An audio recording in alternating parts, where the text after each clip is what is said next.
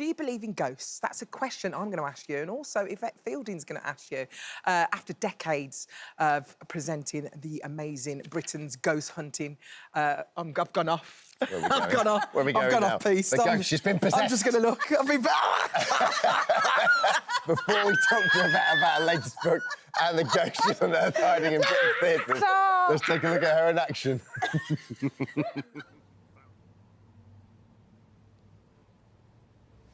You make a noise?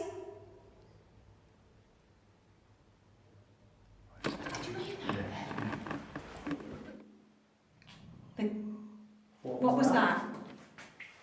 Did you not hear that? Do you want to stay at the door, or shall I stay at the door? I don't care. Hello? Hello? Can you hear us? We keep hearing noises. Can you come closer to us so we can talk to you? What? What was that? That was a voice. That was a voice. It's a voice. It was a voice. I think that is so intense. Yeah. You both leant forward. No. I did. That's how you watch that show. No one watches that show going, good. yeah, let's just check on ghost hunting. Everyone watches like this. But you're so polite to the ghosts, aren't you? You're like, Sometimes hi I'm there. not. Sometimes I'm not. But a lot of the time it's fear. You know, hi there, don't Yeah. harm me, you know. And it's funny because we do like, we get people, members of the public, fans, to come and join us on an experience. And you can come and join us ghost hunting. Anybody can come along. And whenever I say, go on, you ask out, you ask. No, nobody wants to ask out because they're frightened that somebody's going to follow them. But would your belief be that most ghosts or spirits or whatever's there don't necessarily wish us any ill intent? It depends. It depends where you go. So, for instance, there's many prisons, places that have had lots of angst, like, for instance, old workhouses, old hospitals, old feel asylums. the bones of it, sort of. Yeah, so the atmosphere is, you know, the building has soaked up all that angst over the years, and you will go in and there will be some very unpleasant spirits that are grounded and they don't want you there and they'll do anything they can to get you out, and it can be very frightening at times. And have you met some nice spirits as well? Yes, some very nice spirits. I remember we did a live show at RAF Rainham, and we were doing a Ouija board, and I said, what year do you think it is? And they kept saying it's 1940. I said, no, it's not. And I think it was something like 2030. I said, it's 2030. No, the glass went over to no. And they were adamant that the war was still happening.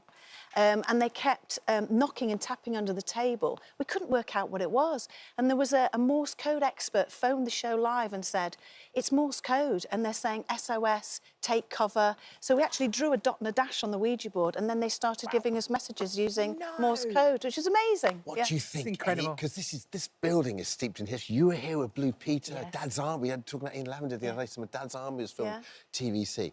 Any ghosts here? Oh, absolutely. There's bound to be. I would absolutely love to be here with my team, just on our own. Really? All the lights off, and I bet we would get some great EVP, which is electronic voice phenomena. I reckon we could get some amazing voices and activity. It would be fabulous. Listen, let's talk about this. Yeah.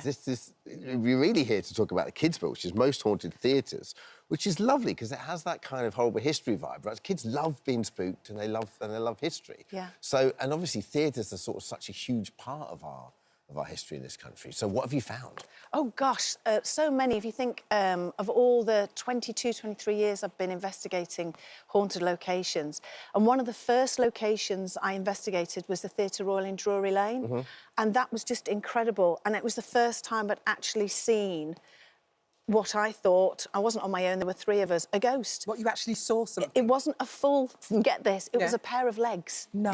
It was just a pair of legs. And what happened was, you never go to the loo on your own in a haunted, you just don't. No. I never do. I'll even leave the door open to the cubicle. I don't care who watches me, you're not leaving me on my own. And so the three of us were walking down a corridor, and it's on the show, and we all stopped because coming up the main staircase are a pair of legs with over-the-knee leather boots. I call them Dick Turpin boots. Right. Walking almost in slow motion up the stairs. And all three of us saw it exactly the same time, turned and just ran. And have you got the footage of that? Not the foot. You can see our reaction because I was going to the loo, didn't have a camera with me, did I? But you can see our reaction on a locked-off camera on the hall. But it was really fascinating. What age range do you reckon?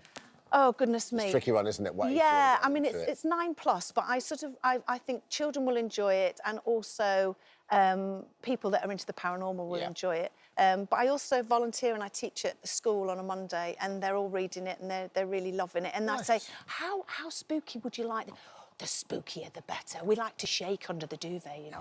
I went to go and see this one in Panto, stormed it, smashed it, at the Birmingham Hippodrome. It's amazing. Now, it's quite an old building, I'd say, the Birmingham Hippodrome, isn't And it? I've been in that dressing room on my own quite a bit. Did you ever feel anything when you were on the road? No, nothing at all. Were you there sort of late at night at any point The on thing your is own? with me, Yvette, even if I did feel something, I would deny it and just go, oh, it's someone next door. Right, I would okay. never admit that there was a ghost because it would frighten me too much. All right, because there is supposed to be a presence there that sort of makes you feel like someone's watching you, particularly in one of the dressing rooms. I don't know which dressing room you were 9B. in. Oh, I don't know which one it is, but definitely that one. it's definitely that one. Somebody was watching you. What do you think the fascination is, though? Because, I mean, your tour is going on to 2025. It's Yeah. sold out. And literally, why do you think we love it so much? I just think the burning question is, what on earth is this all about? Why are we here? Yeah. And also, what happens to us when we die? And I think it's very important to sort of... I didn't believe in life after death before I did this. I honestly thought when you're dead, you're dead. And it really depressed me. It really got me down. And now I know, after all the evidence and everything that I've seen, there is life after death. And so I think it's, if you can, it's giving hope to people and sharing your stories, them sharing stories with us to sort of say, you know, there is life after death. What got you into it in the first place? Because, like you said, you came at it as a sceptical point of view. Oh, God, I mean, I don't know if you remember, but there used to be a programme called Strange But True on ITV with Michael Aspert. Well, I loved that show. But then if it got a bit spooky, I'd have nightmares. So I was always interested in it. But then later on in life, it was just an idea that Carl and I came up with. And he'd said to me, he went, listen, he said, would you spend the night alone in a haunted house? Well, there's a lot of expletives came out of my mouth at that point. I thought, you can, you know. Anyway, and then he said, yeah, but what if it was with a film crew? And I went, oh, yes, I could do that. And we'd watched Blair Witch a couple of months beforehand. so good. And I went, oh, we could film it like Blair Witch. I said, the snot up the nose, everything, we can do that, everything. And that's how it came about. And the original title was Yvette's Haunting Truths. Obviously, Most Haunted is a lot better because we changed the title. I liked when you did it with the celebrities. So Who was good. your favourite celebrity? The Happy Mondays. Yeah. Oh, my goodness. Was that good?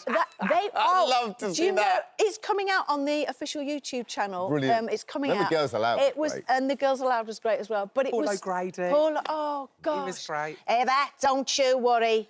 Yeah, Don't love. you worry, love. Anything happens, I'm with you. And the first thing that would happen, he would be the first one out screaming, leaving me on my own. Oh, I do miss him. He was my paranormal friend. I Lastly, loved a him. memoir coming out. What can we expect from that? Oh, the 'Cause you've- memoir, you've yes. such Do we get all the a juicy rich gossip in Yes, that? you do, we? behind the scenes. Obviously, in a memoir, it's you growing up stories of what happened, but also my stories of, you know, coming to London for the first time, joining Blue Peter, and then, you know, Most Haunted. But also people will hear stories that I've never told before about how I resigned from Most Haunted because I was so terrified, how it affected my life, how some of the investigations, when you see your friends being physically hurt, burned, scratched. Oh, my goodness. Then you go, hang on a minute. What we doing? What we're doing here. Yeah. So it's the sort of behind the scenes of what really happens Well, in listen, my story. So. Good luck with it. Oh, We can't wait for the thank memoir. you. And Thank this you. book is out. Yvette's book, Most Haunted Theatres, is out now. Yeah. And also tickets for the Most Haunted Live is available now as well. So thank you so much. No, thank you for having me. You're welcome.